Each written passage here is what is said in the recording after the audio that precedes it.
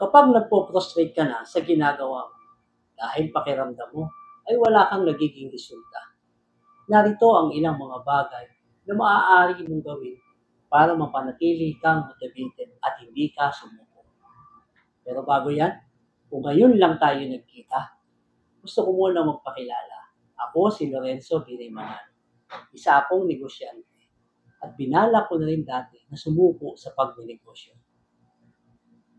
Sa video na to, gusto kong i-share sa inyo kung ano ang dapat gawin kung napoprostrate ka na sa mga ginagawa mo kasi pakiramdam mo wala ka pang nakikita ang resulta. Kung gusto mong malaman, panoorin mo na lang ang video ko na to hanggang dulo. Kaya tara, simulan na natin.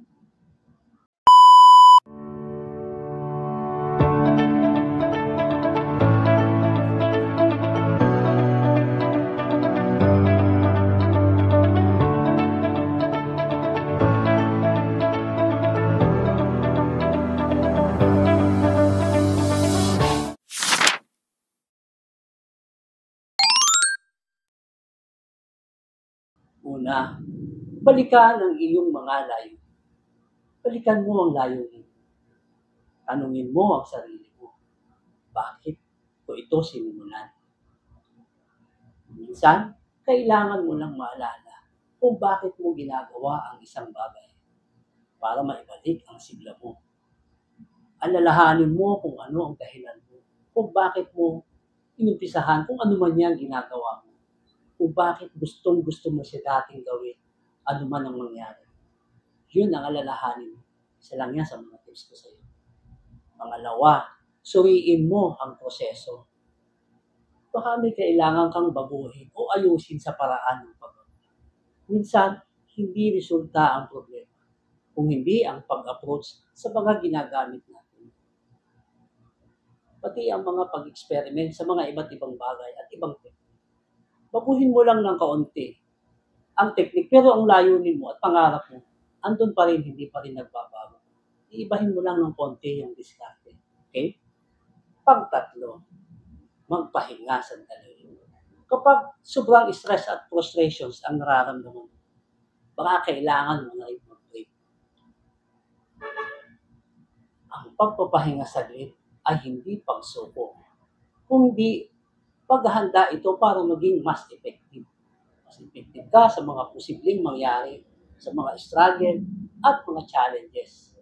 At sa pamamagitan ng pagpapahinga, dito makakakuha ka ng panibagong lakas at enerhiya para magamit mo sa iyong pagpapatuloy at makabuo ka ng panibagong strategy. Pang-apat, humingi ka ng feedback o tulong. Baka may ibang nakakapansin ng mga bagay na hindi mo nakikita. Likas na kasi sa atin ng mga tao na makakita tayo ng mali sa iba. Sa sarili natin, hindi natin yung nakikita. Minsan huwag ka rin mahihiyang magtanong. Tanungin mo kung ano ba yung mga nakikita mo sa'yo. Kung may problema ba sila na nakikita sa'yo. Kasi tayo sa atin, madali tayo payo sa problema ng iba. Pero sa problema natin, doon tayo hirap na hirap. Subukan mo lang. Subukan mo lang, wala namang mawawala. Malay mo, effective. At kung tingin mo, mali naman ang payo sa'yo, ito, huwag mong gawin. Okay? Minsan, yung mga fresh na perspective ay makakatulong para makakabuti ang ginagawa mo. Panglima, tanggapin mo na ang tagumpay ay hindi madalian. Halos lahat ng matatagumpay ng tao ay dumaan sa frustrations bago nila narating ang kanilang mga pangarap. Lahat halos ng kakilala ko ng mga successful na tao ay pinagdaanan ang frustrations niya. Ang perseverance at patience ang susi sa tagumpay.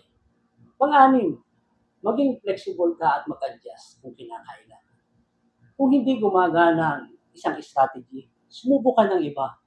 Hindi ibig sabihin na kung hindi umubra ang isa ay wala ka na rin pag-asa. Sumubok ka lang na sumubok at malalaman mo rin kung ano ba talaga ang gumagana at ang hindi. At ang pampito, kilalanin mo ang maliit na tagumpay. Huwag ka lang tumingin sa mga malalaking goal. Pahalagahan mo rin ang mga maliliit na progress. Minsan, hindi mo lang napapansin na may mga improvement ka na pala.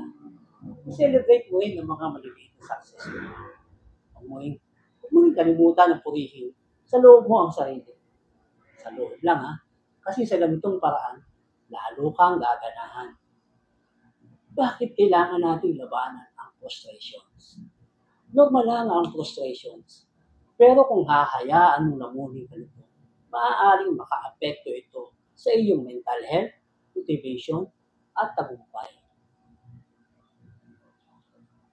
Narito ang mga dahilan kung bakit at dapat kailangan mong labanan ang frustrations. Una, para hindi ka sumuko. Ang frustrations ay kadalasang nauuwi sa pag-give up.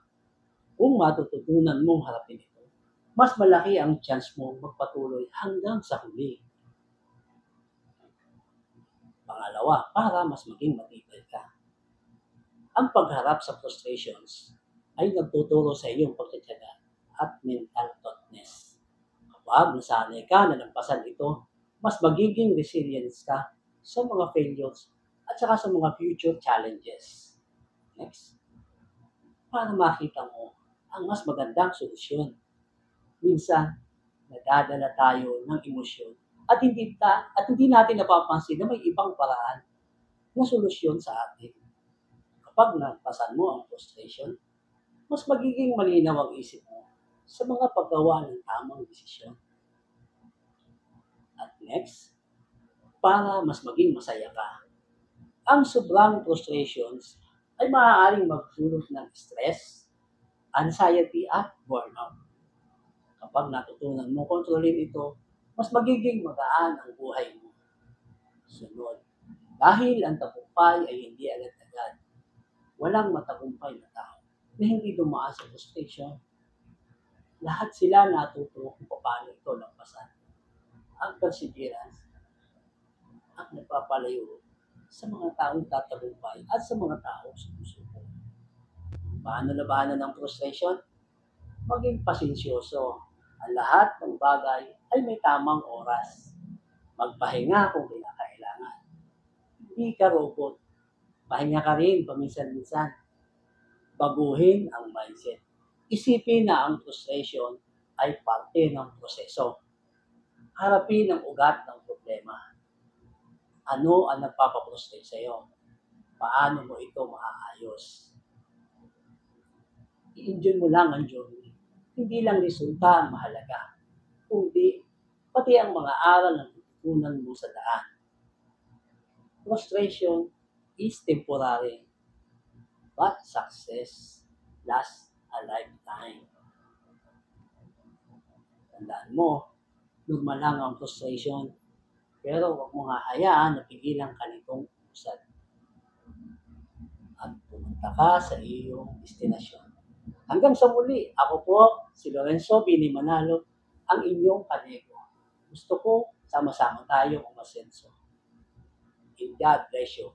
Panoorin mo na rin ang mga susunod ko pang mga video. Okay? Salamat sa panonood.